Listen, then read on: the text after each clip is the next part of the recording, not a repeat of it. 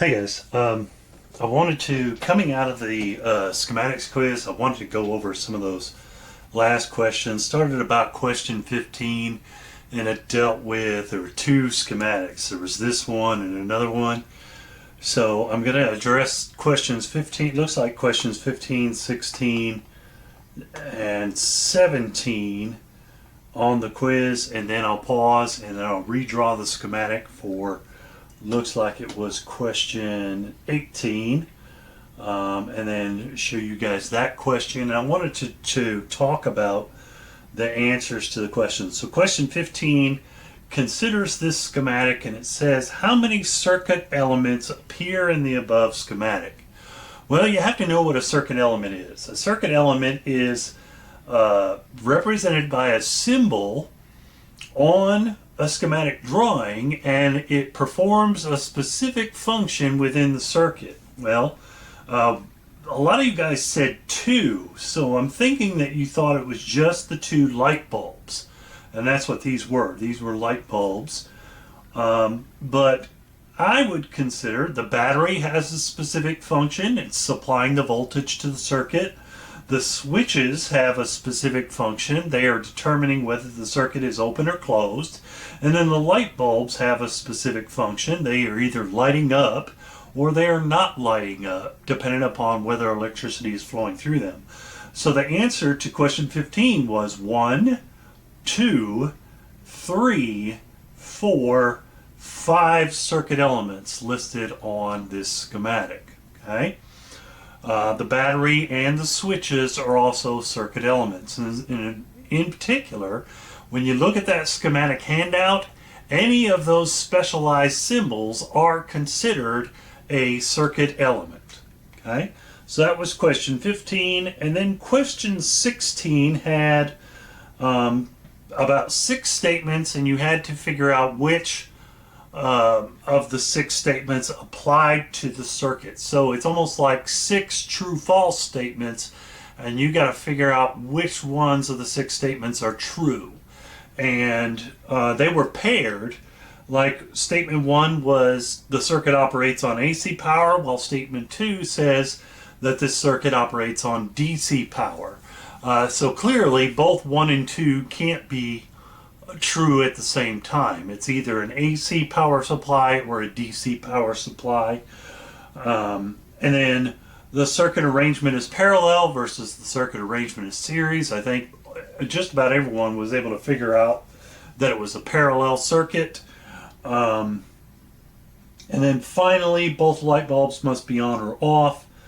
There is no way to light just one, or choice 6 was the light bulbs can be controlled independently. Both can be on, both can be off, or just one can be on. So I'm going to walk you through those. Let's consider it's 1 versus 2.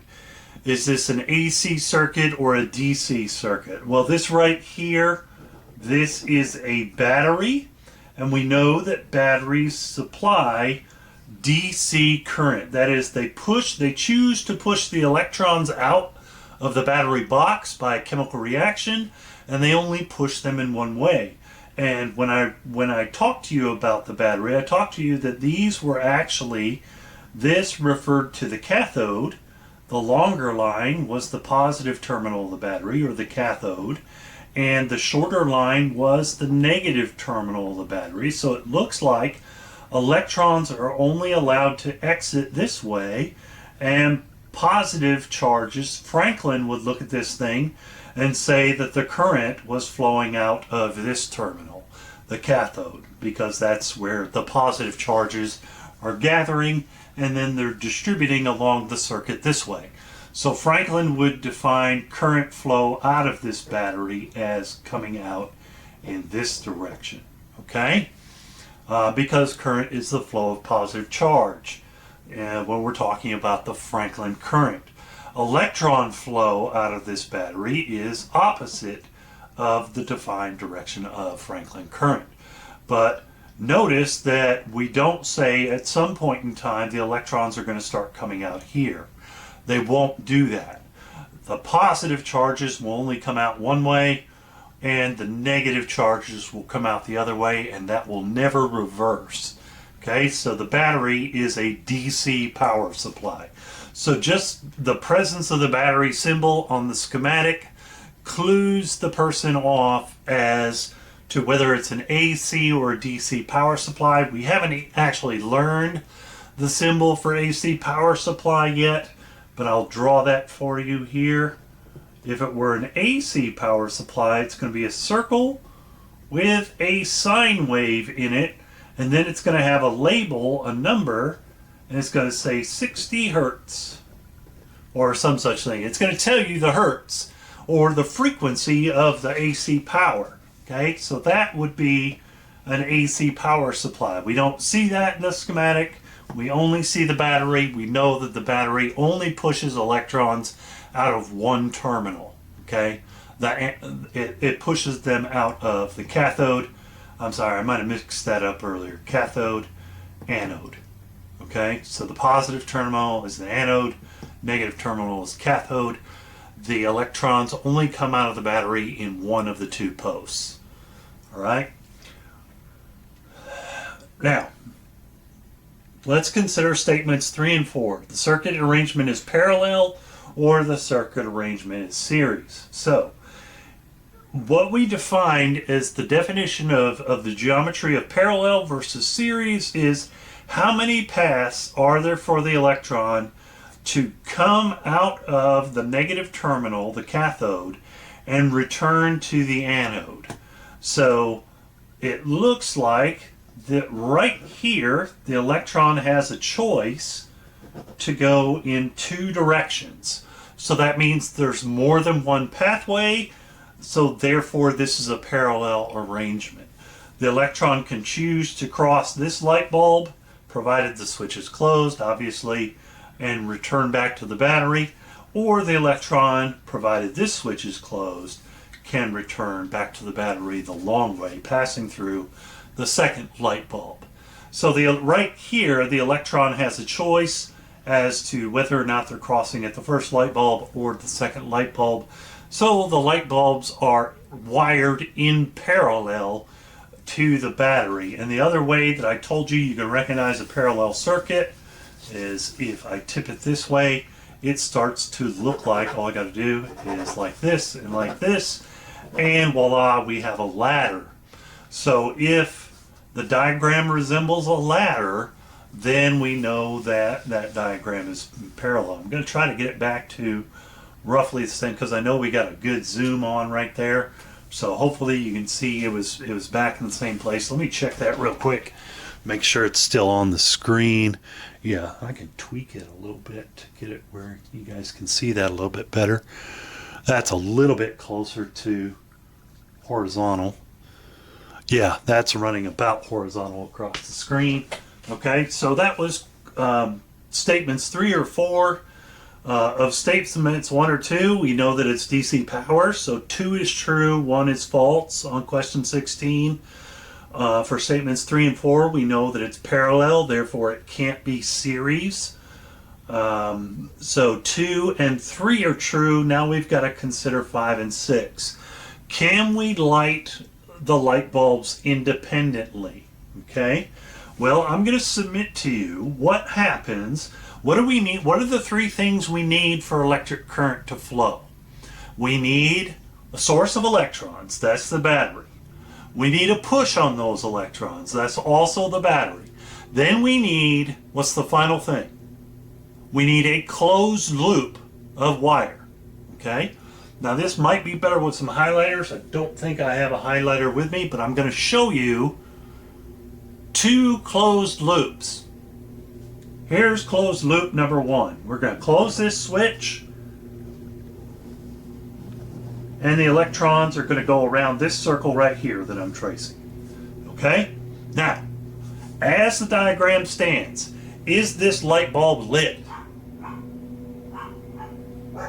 And the answer is no. The switch is open. There is no closed loop of conductivity between the power supply, the source of electrons, the push on those electrons, and all the way back to the battery. There is no closed loop because the loop is open and broken right here at this switch currently. Okay? With this switch closed, this light bulb's opened up. So it looks like we can have one light bulb lit and the other light bulb off. And now, consider this scenario. Now I'm going to close that switch. So now, not only do I have the first loop of electrons going back to the battery, but now I've created a second loop of closed conductive pathway. So now I have the three parameters twice. I've got source of electrons, voltage, and closed loop number one, and then I've got source of electrons, voltage, and closed loop number two. Now what is the status of both of these light bulbs? And you're right if you say they are both lit up at this point. So first scenario, only the middle light bulb was lit up. Second scenario, both light bulbs are on. Third scenario, I'm going to open this switch back up. What's going to happen to this light bulb? It's going to turn off because we're breaking the conductive pathway. We're breaking that first closed loop. So we're taking away one of the three necessary things for electricity, and therefore electricity is not going to flow. But what about this light bulb? That switch is still closed. We still have a closed loop. We still have all three of the necessary prerequisites. Source of electrons, push on those electrons, closed conductive pathway loop back to the battery. That light bulb's still going to be lit. So the three scenarios, the first one, this light bulb was lit while this one was off. The second one, both light bulbs were lit. The third one, this light bulb was off while this one was lit. Fourth scenario, going to open this switch too. Now both light bulbs are off. Haven't I demonstrated just now with all four of those scenarios that the light bulbs are controlled independently? And that's because the switch resides on the rung with the light bulb. If the switch was here, then we wouldn't have independent control. But because the switch is on the rung with the light bulb, this switch has nothing to do with whether or not this light bulb is lit over here. It's this switch that controls this light bulb and this switch that controls that light bulb. In other words, the light bulbs are controlled independently. That's the final answer to question 16. So it looks like statement number 2, DC power. Statement number 3, parallel circuit. Statement number 6, light bulbs can be turned on and off independently. Okay, so we have one final question for question 17. If the circuit is supplied with 12 volts, so let me say that the strength of this battery is 12 volts. At the power supply on the left of the diagram, which light bulb would have more voltage provided both switches are closed? Okay, so let me see what those answer choices were. Your first answer choice was the light bulb in the middle of the diagram. The second answer choice was the light bulb on the far right of the diagram. And then the third answer choice was not. Oh, they would both have the same voltage. And then the fourth answer choice was not enough information has been given. So with choice D, you might be thinking of this equation. V equals A ohms. And have we given you the resistance? Well, I'm not asking you about current. I'm only asking you about voltage, and that's a key. And the other key is you already admitted that this was a parallel circuit. So now, what comes to mind with voltage and a parallel circuit? And if you don't immediately know what comes to mind, you need to go back to the lecture, you need to go back to the Bushong book about parallel circuits. Voltage is constant in parallel. Remember me saying that? Well, I'm asking you about the voltage. There's 12 volts DC supplied at the battery, and voltage is constant in parallel, so which light bulb is going to have more voltage? And the answer becomes they both will have the same voltage, 12 volts. Because this is true, there's 12 volts supplied, and it's a parallel arrangement. Therefore, there's 12 volts everywhere on this circuit. At every rung on the element, there's 12 volts of potential. Okay? So it was an indirect way of asking you if you knew that voltage was constant in parallel. Okay? It was a roundabout way of eking out that concept. Okay? I am a professional question writer for the registry, and that was a very tricky question, and you had to remember voltage was constant in parallel in order to get to the right answer. Okay? It had nothing to do with Ohm's law. It had to do with me trying to get you to recall the concept that voltage was constant in parallel. Okay, so for this schematic, that's the balance of those questions. I'm going to pause my video now and draw the other schematic for that last problem. All right, problem 18, which again was a tricky one and related to the one that I just went over, except we're dealing with a different diagram and a different schematic arrangement, okay? So, we have a battery, and it says, and it also gives you 3 resistances, 5, 10, and 7. And it asks you, in the above diagram, through which resistor will current be the largest? Okay, and again, you might be tempted to think of Ohm's law, but this was not about Ohm's law. What is the arrangement of this circuit? How many pathways? If I have an electron coming out here, how many pathways is it able to take to get back to the battery? And the answer is 1. What kind of arrangement is that? That is a series circuit. Now, what do we know? What is the question asking about? It's asking about current, right? What do we know about series circuits and current? I'll give you a big hint. It's the same thing that we know about parallel circuits and voltage. Current is constant in series.